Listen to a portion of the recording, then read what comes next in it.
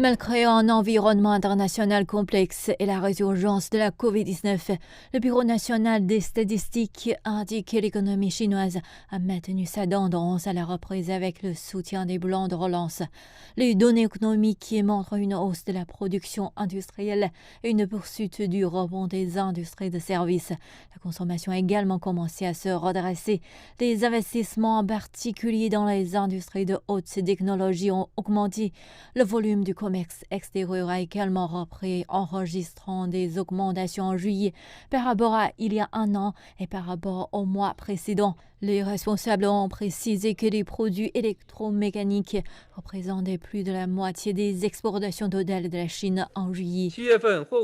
En juillet, la valeur totale des importations et des exportations était en hausse de 16,6% en glissement annuel et de 2,2% par rapport au mois précédent. Malgré la publication d'un taux de chômage de près de 20% pour la tranche d'âge 16-24 ans, le porte-parole indique que le chômage urbain a poursuivi sa tendance à la baisse et que la situation de l'emploi est stable.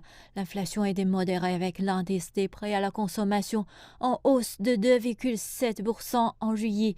Mais il souligne qu'un équilibre doit être retrouvé entre le contrôle des épidémies sporadiques de Covid et la poursuite de la reprise économique.